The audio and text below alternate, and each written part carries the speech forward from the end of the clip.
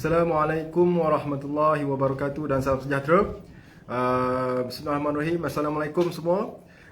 Pada malam ni saya harap anda semua tidak terlalu terkejut kerana malam ni insya-Allah saya Dr. Azham yang akan mengisi slot perkongsian ilmu lah seperti biasanya. Jadi biasanya sama ada hari Selasa atau Rabu, insya-Allah saya yang akan menemani anda semua insya-Allah ya. So malam ni saya akan membawakan sedikit topik yang sebenarnya berdasarkan pengalaman peribadilah, kerana ada salah seorang keluarga saya yang terkena dengan penyakit yang saya nak sentuh pada malam ni, iaitu penyakit stroke. Right? Penyakit stroke. So saya rasa penyakit stroke ni sudah tidak asing lagi lah buat anda semua kan. Ianya merupakan salah satu penyakit yang banyak berlaku, yang sudah acap kali yang kita dengar berlaku, sama ada kepada kawan-kawan kita, di keluarga kita kan, dan juga mungkin sahabat handai kita ya. Waalaikumsalam semua, terima kasih banyak. Selamat malam saya ucapkan kepada anda semua. Terima kasih kerana sudi join sesi malam ni bersama saya Dr. Azham. Dexter Luther Onul. Alright, hello. Yes, selamat malam ya. Terima kasih Puan Siti Ghazali, Cik Raja, Puan Nur Hazliza kan, Cik Nur. Assalamualaikum. Waalaikumsalam Cik Nur. Puan Rukiah Abu Bakar, Puan Nurin Arifin. Alright, terima kasih semua. So, topik malam ni berkaitan dengan stroke. Okay, kenapa saya pilih topik malam ni? Kerana ianya ada sedikit kaitan dengan pengalaman peribadi saya lah. Kerana ada salah seorang keluarga ditimpa ujian stroke ya. Jadi kerana bagi saya stroke ni adalah satu penyakit yang agak sering kita dengar yang berlaku di masyarakat kita. Okey, so kita boleh mulakan sesi malam ni insya-Allah. Saya mulakan dengan ucapan bismillahirrahmanirrahim. Okey, dan semoga sesi malam ni dapat memberi kalau tidak banyak, sedikit manfaat kepada anda-anda semua di malam ini ya.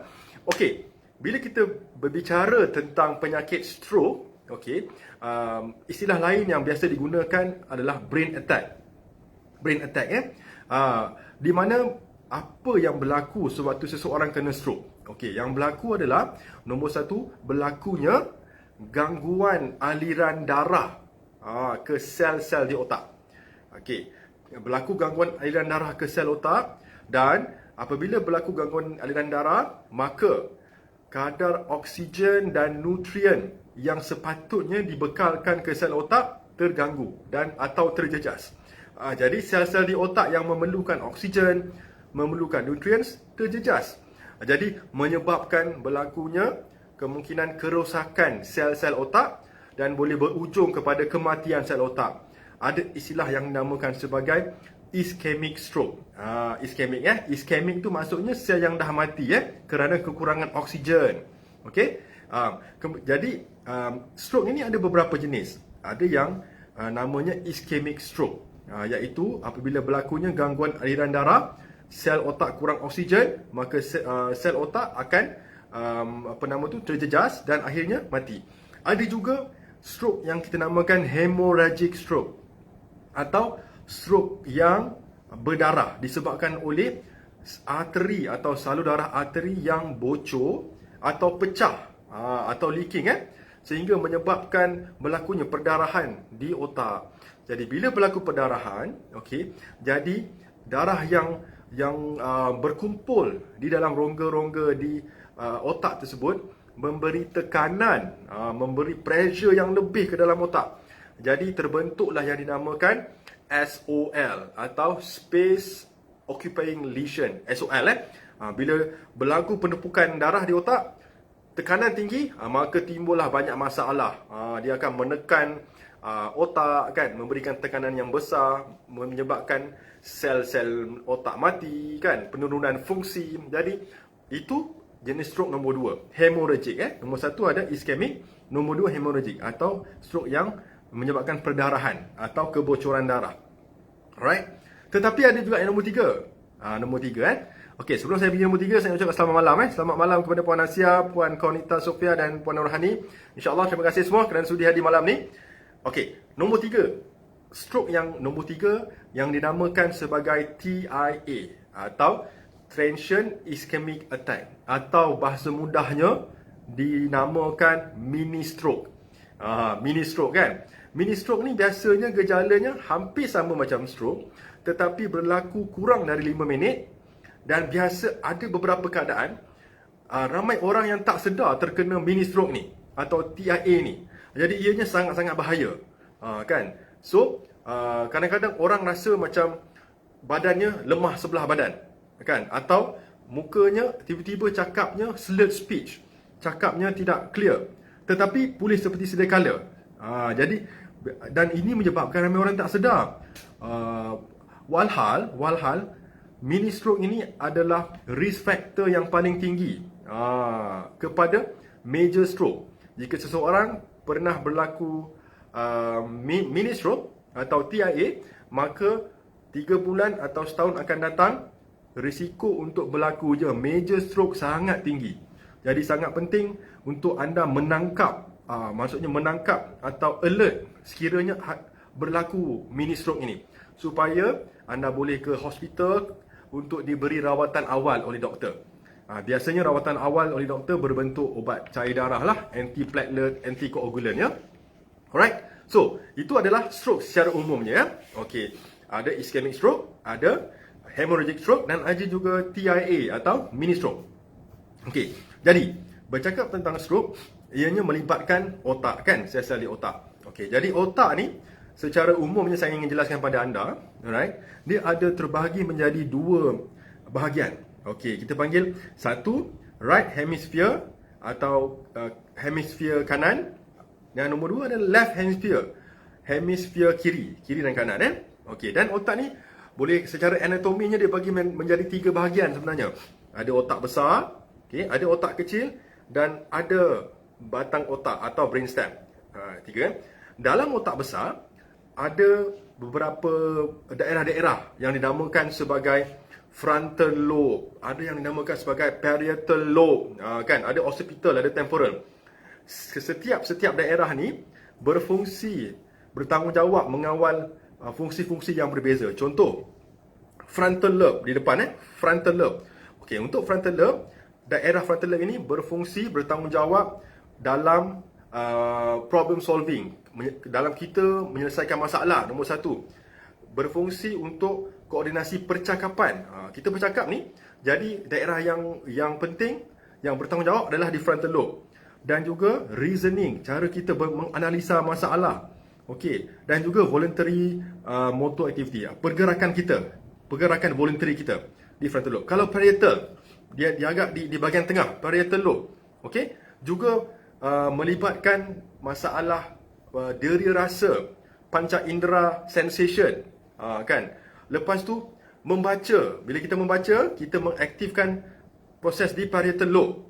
Dan juga body orientation, maksudnya kita punya posisi badan kita, nak duduk, nak berjalan, nak berdiri, semuanya tergantung pada daerah namanya parietal lobe. Ada juga occipital lobe di bahagian belakang. Occipital lobe juga fungsinya apa? Berperan untuk fungsi panca indera penglihatan, vision kita.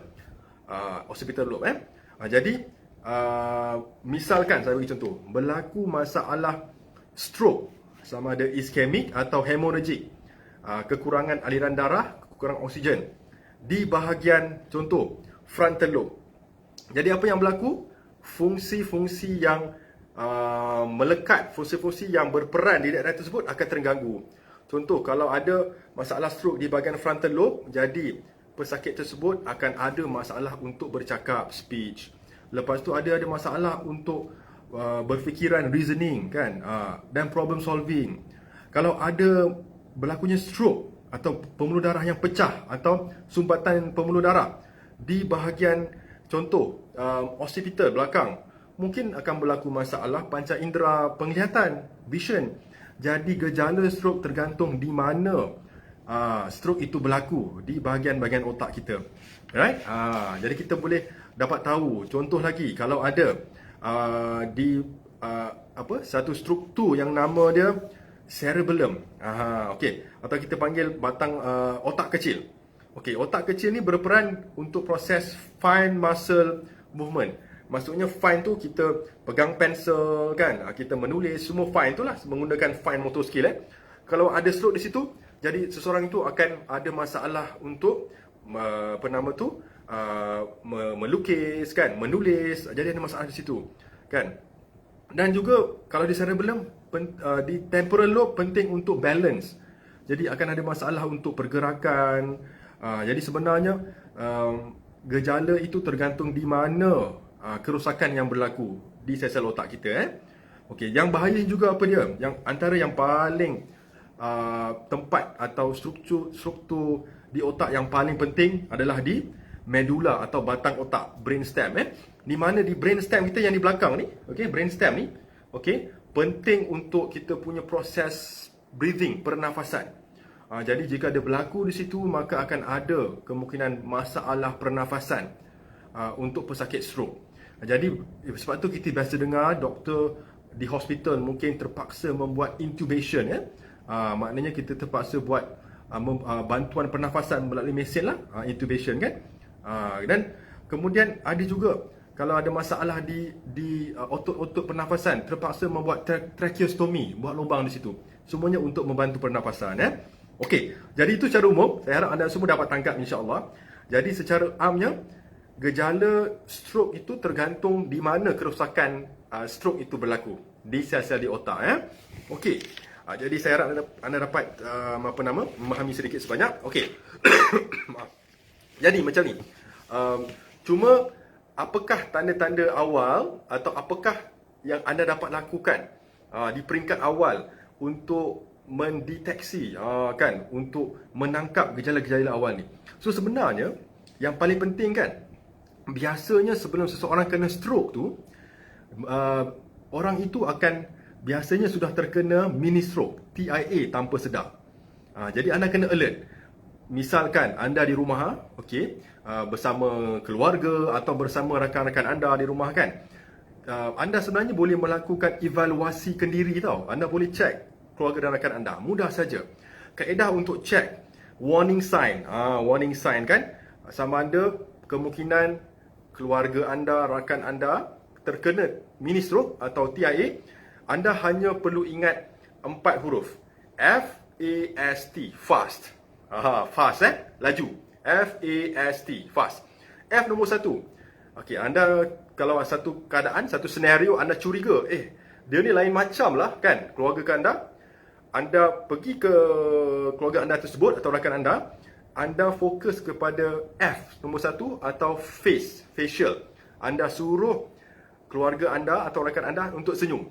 Suruh senyum sikit, senyum.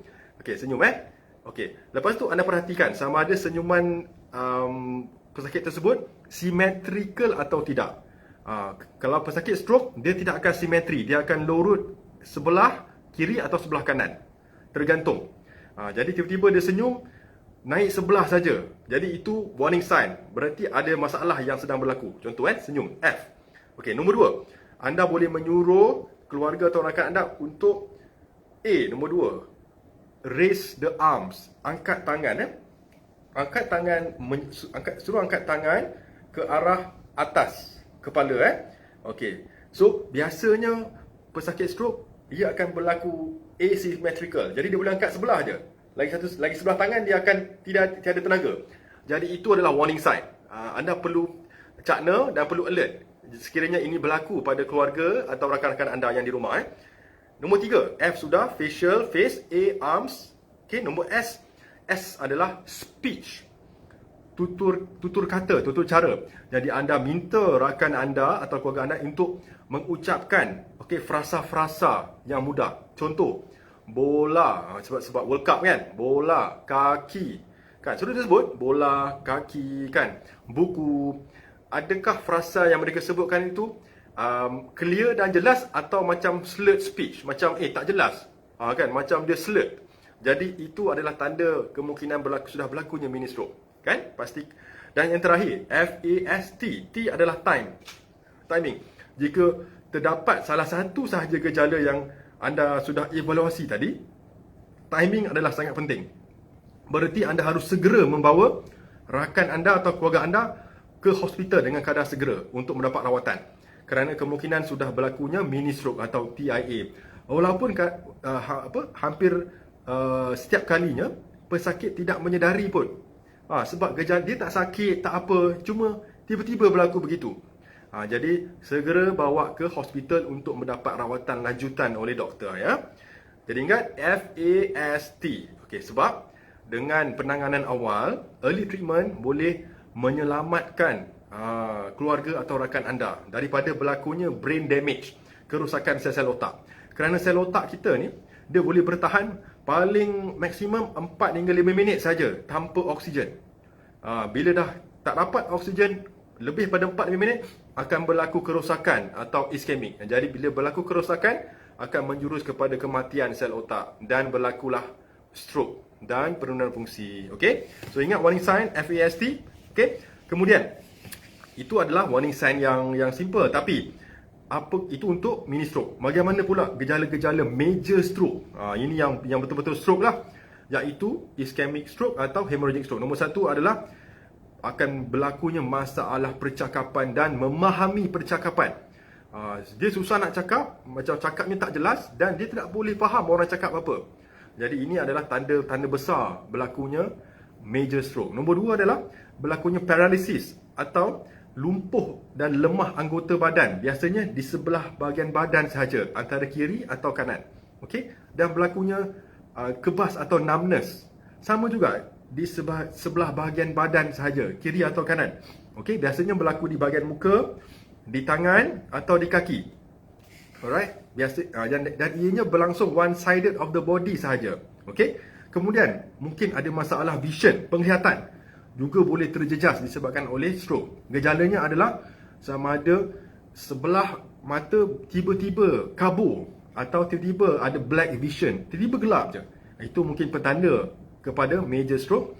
Dan yang nombor 4 adalah sakit kepala yang sangat teruk, berlangsung secara tiba-tiba, sudden onset, tiba-tiba berlangsung, okey, dan sangat severe, sangat teruk headache dia dan sangat sakit. Itu menandakan kemungkinan berlakunya hemorrhagic stroke, kemungkinan berlakunya pembuluh darah yang sudah pecah, kan, kerana sangat sakit. Jadi perlu alert dan hati-hati, segera bawa ke hospital. Yang terakhir adalah jika ada berlakunya masalah untuk berjalan, kan, kerana berjalan dengan tidak stabil. Jadi kestabilan tidak ada kerana sudah berlaku masalah di sel otak. Okey. Now, selanjutnya faktor risiko. Okey, apakah dia faktor risiko untuk mereka yang terkena stroke ni okey. Faktor risiko untuk stroke ni sebenarnya, okey, ada dua jenis. Ada yang boleh dikawal, okey, ada yang kita tidak boleh kawal. Banyaknya yang boleh kita kawal. Jadi sebenarnya penyakit stroke ini boleh dihindari. Boleh dihindari sebenarnya. It's preventable, it's manageable, kalau kita tahu dan cakna, kan. Okey, saya bagi contoh faktor risiko yang tidak boleh kita kawal. Contoh adalah gender. Okey, apa nama tu? Biasanya laki-laki lebih tinggi kemungkinan terkena stroke berbanding wanita. Itu tak boleh kawal lah, kan. Okey. Nombor 2 adalah umur. Umur pun kita tak boleh kawal. Biasanya berlaku kepada yang berusia 55 tahun ke atas. Okey. Dan seterusnya, yang ada masalah keluarga yang pernah terkena stroke, masalah genetik, itu juga kita tidak boleh kawal. Faktor di luar kawalan kita. Alright. Selanjutnya, mereka yang pernah terkena mini stroke atau TIA. Jadi kalau kena sekali, risiko nak kena berulang kali makin adalah tinggi. Tetapi faktor yang boleh dikawal apa dia? Paling banyak, nombor 1 adalah faktor risiko overweight atau obese. Okay, kelebihan berat badan. Ini yang kita boleh kawal, kan? Ini kita boleh kawal. Jadi anda boleh mengawalnya. Buat mereka yang obese, yang terlebih berat badan, sudah tiba masanya anda mengawal berat badan anda, kerana risiko mendapat stroke untuk yang obesity adalah tinggi. Kemudian, mereka yang mengamalkan gaya hidup yang tidak aktif, sedentary lifestyle, bermaksud asyik duduk rumah sahaja, tidak keluar, sekurang-kurangnya bersenam, kan, atau kalau tidak bersenam pun aktif. Kerana bila anda tidak aktif, anda dalam badan anda senang berkumpulnya kolesterol dan aliran darah di dalam sistem badan anda juga tidak lancar bila anda tidak aktif setiap hari. Jadi cuba mengamalkan gaya hidup yang aktif. Untuk mereka yang bekerja di office, okey, antara tips yang anda boleh buat adalah, okey, cuba amalkan untuk naik buat mereka yang tinggal di bekerja di office yang tidak terlalu tinggi lah. Mungkin boleh naik tangga. Kalau yang mungkin di tingkat 3, tingkat 4 kan, cuba amalkan untuk naik tangga. Kalau bukan tiap hari, cuba amalkan sesering mungkin. Kalau ini untuk anda dapat manfaat melancarkan aliran darah dan juga sebenarnya mengawal tekanan darah. Okey? Dengan bergerak aktif setiap hari. Kalau ikut teorinya, kita memerlukan 10,000 langkah setiap hari untuk kekal sihat. Jadi dengan naik tangga pun sekurang-kurangnya membantulah. Okey? Selanjutnya, faktor risiko yang nombor 4 adalah tekanan darah yang tidak terkawal, uncontrolled hypertension. So, sangat penting anda mengawal tekanan darah anda dengan cara nombor 1. Kita balik ke nombor 1. Dengan diet yang sihat dan dengan gaya hidup yang aktif. Gabungan dua ini sahaja insya-Allah dapat membantu mengawal high blood pressure anda. Gaya hidup yang sihat dan gaya hidup yang aktif dan diet yang sihat. Diet sihat ni macam mana?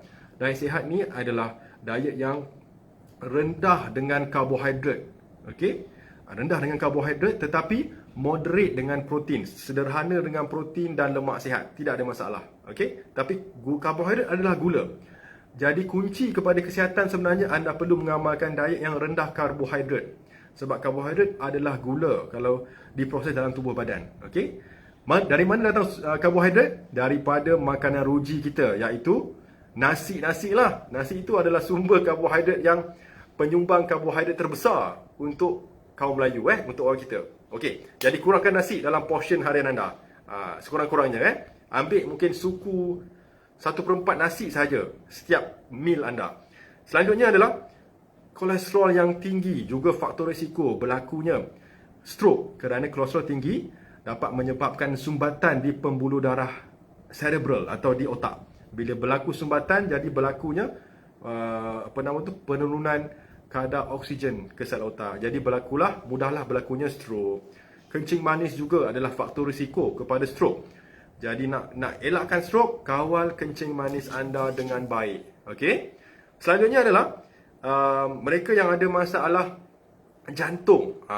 Mungkin masalah jantung, ada masalah rhythm jantung ke, kan? Ada masalah struktur jantung atau masalah sumbatan jantung juga boleh menyebabkan faktor risiko kepada stroke. Okey. Selanjutnya, itu adalah faktor risiko yang boleh kita kawal sebenarnya. Kalau anda lihat balik semua list tu, semuanya anda boleh kawal. Dan kuncinya terdapat pada 2. Saya ulang balik. Diet yang sihat dan konsisten dan juga gaya hidup yang aktif. Anda dapat gabungkan 2 ni, insya-Allah anda dapat kawal risiko anda terkena stroke. Okey. Bagaimana pula remedy? Apakah dia? Okey. Cara-cara untuk kita cuba sekurang-kurangnya menurunkan risiko terkena stroke. Okey, antara bahan alami yang baik yang boleh bantu kawal risiko stroke ini adalah nombor 1, teh hijau, green tea. Teh hijau sangat tinggi dengan flavonoids. Flavonoids pula sudah mengikut kajian awal atau preliminary dapat membantu mengawal, menstabilkan tekanan darah dan juga mengawal kolesterol. 2 faktor risiko daripada stroke.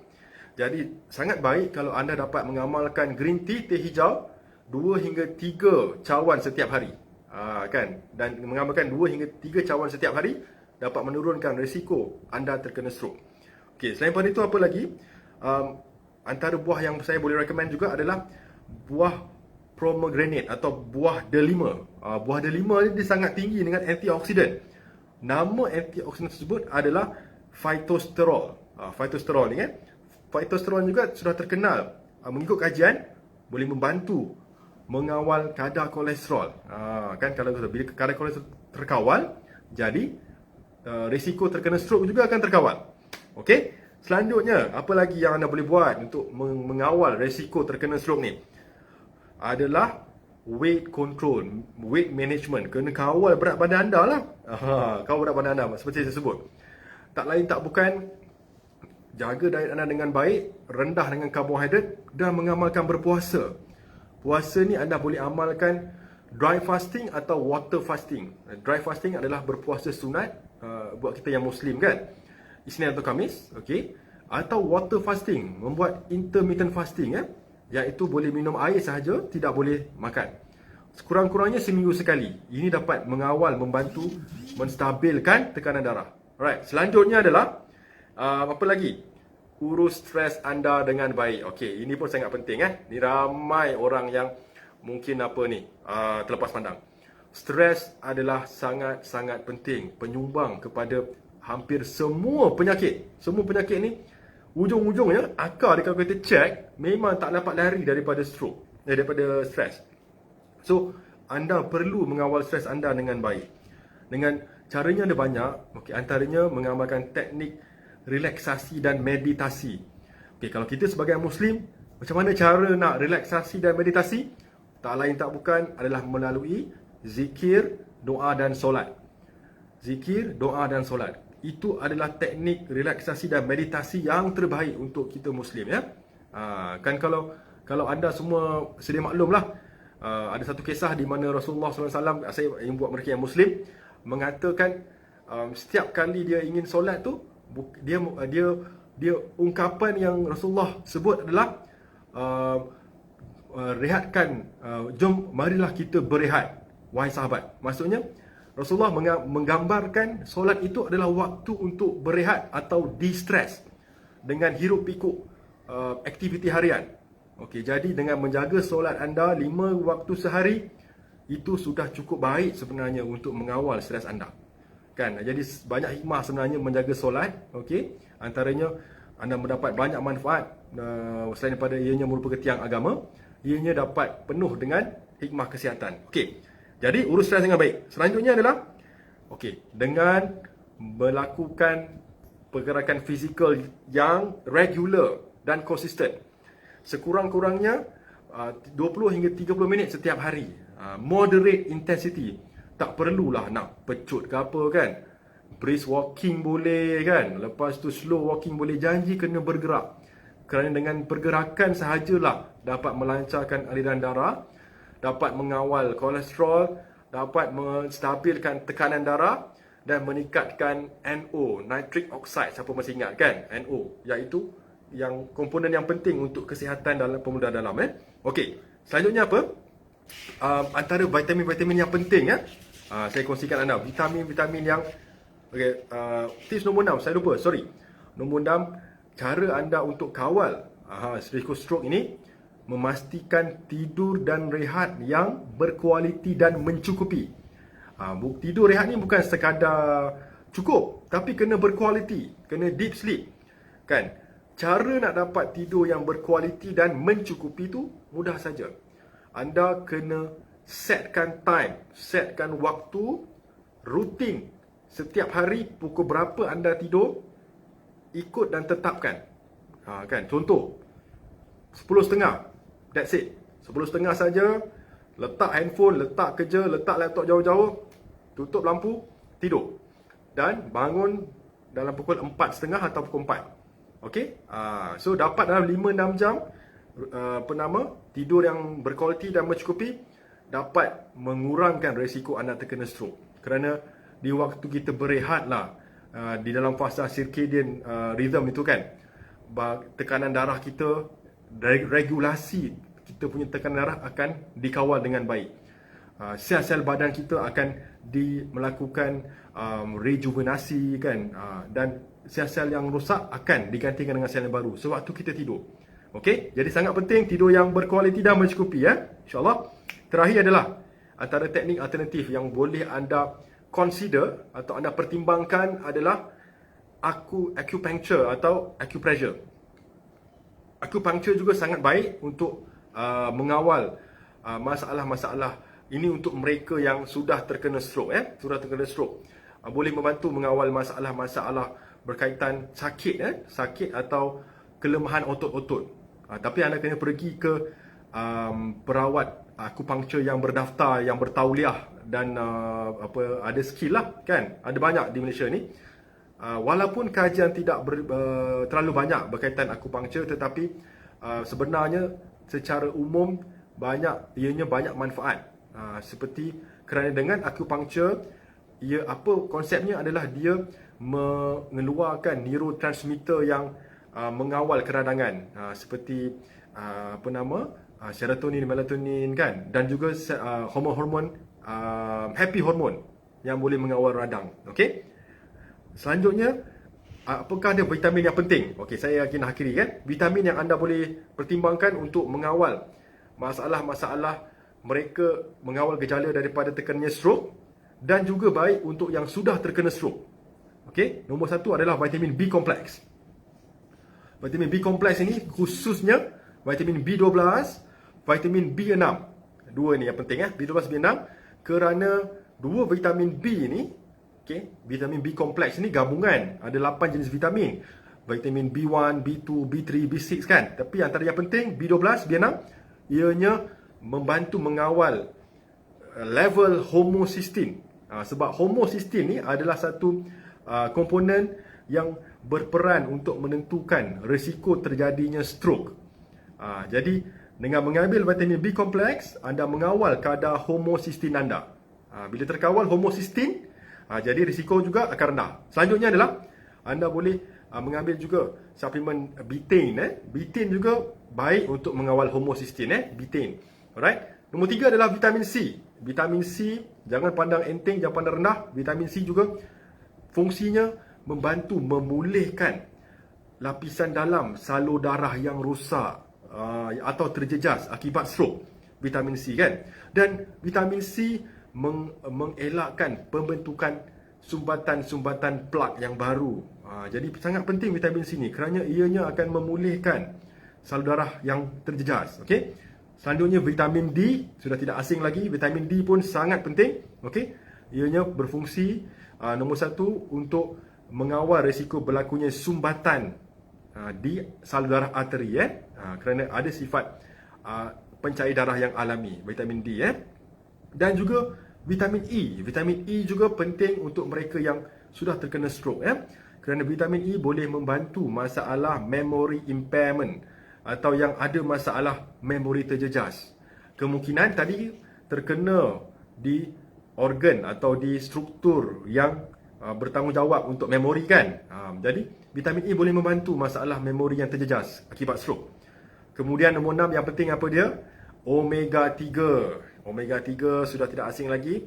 Satu antioksidan yang baik untuk nutrisi sel otak dan juga dapat memberi manfaat neuroprotective. Dia menghalang sel otak daripada kerosakan atau damage khususnya ALA. Dia resap daripada omega 3 Selanjutnya juga adalah magnesium, tidak dilupakan. Magnesium juga penting untuk kawalan dan regulasi tekanan darah, blood pressure. Okey, magnesium. Jadi anda boleh consider semua vitamin yang saya sebutkan juga, yang saya sebutkan ini. Okey. Ada juga dari sudut herba-herba. Buat yang ada Ayurvedic medicine, okey. Di India banyak menggunakan ashwagandha. Ashwagandha juga mengikut beberapa jurnal-jurnal complementary medicine baik untuk mengawal masalah stroke, okey. Dan juga boleh menggunakan garlic, okey, bawang putih, garlic dan juga turmeric atau curcumin, kunyit yang komponen aktifnya. Tetapi untuk semua herba yang saya sebut ini, ashwagandha, garlic, turmeric, curcumin, anda perlu berhati-hati kerana ketiga-tiga herba ini ada sifat pencair darah yang alami. Jadi sekiranya mereka yang terkena stroke mengambil obat dari hospital seperti antiplatelet, anticoagulant kan, pencair darah, perlu rujuk dengan doktor yang merawat anda supaya tidak berlakunya masalah darah yang terlalu cair kan, atau masalah mungkin dia kontra kepada obat di hospital. Jadi kena cek dengan doktor di hospital anda Okey. Jadi saya rasa perkongsian ilmu pada malam ni cukup sampai di sini saja. Alright. Kerana apa? Saya doakan anda semua, buat mereka-mereka yang ada di luar sana, mungkin ada keluarga anda, ada sahabat handai anda, ada kenalan anda yang mungkin diuji dengan stroke. Okey, saya doakan semoga Allah memberi kemudahan, dipermudahkan urusan dan diberi kesembuhan dan syifa, insya-Allah. Saya doakan anda semua dan mereka-mereka kalau ada di luar sana mungkin yang sedang dalam proses pemulihan stroke, saya doakan anda juga diberi kesembuhan dan syifa oleh Allah SWT. yakinlah, insya-Allah, yakinlah bahawa setiap penyakit ada ubatnya. Okey. Yang penting adalah ikhtiar dan usaha kita untuk mencari cara rawatan. Bila kita dah ikhtiar, kita dah usaha, maka kita berserah pada Allah dan kita berdoa pada Allah. Okey? Jadi dan tidak lupa juga buat mereka yang sudah diuji dengan stroke, apa yang sangat penting adalah anda perlu secara konsisten pergi ke fisioterapi. Fisio sangat penting untuk mengembalikan fungsi dan kekuatan otot-otot anda. Kan? Sebab bila dah terjejas, otot bila tak dipakai, dia akan mengecut. Dan bila mengecut, dia fungsinya sudah berkurang. Jadi sangat penting anda pergi fisio secara rutin. Dan tidak lupa juga, okey, cuba mengamalkan sunbathing setiap hari. Saya lupa bagi tahu. Berjemurlah setiap hari untuk mendapat sumber vitamin D yang alami untuk anda semua. Percuma sebenarnya cahaya matahari yang Allah berikan ini, banyak manfaatnya. Okey. Tak perlu lama, 20 minit saja sehari untuk anda. Timingnya antara 8.30 hingga 12.30 tengah hari. 20 minit sudah cukup hingga 30 minit. Dapat berjemur untuk mendapat cahaya matahari, insya-Allah, sambil anda melakukan pergerakan aktiviti, insya-Allah. Okey. Jadi saya ucapkan terima kasih sekali lagi kepada anda semua, okey, kerana sudi join saya. Puan Fatimah tadi cakap jambul saya, itulah dia. Ini jambul saya ni. Sebenarnya tak berapa tak sempat nak sikat rambut sangat tadi, So tak apa. Saya betulkan jambul saya kejap lagi. So saya akhiri sesi ilmu malam ni dengan ucapan Bismillahirrahmanirrahim dan terima kasih kepada anda semua. Saya harap ada sedikit manfaat yang anda dapat bawa pulang malam ni. Dan semoga perkongsian ini dapat memberi manfaat. Dan ingat, kalau anda ada kenal sesiapa yang ada gejala-gejala tanda awal mini stroke atau TIA itu, anda kena segera mendapatkan rawatan di hospital, kerana rawatan awal lah dapat membantu berlakunya kerosakan yang lebih teruk. Okey. Jadi sekian saja untuk malam ni. Saya ucapkan Assalamualaikum warahmatullahi wabarakatuh dan selamat malam. Saya akhiri dengan ucapan let go and feel good. Assalamualaikum.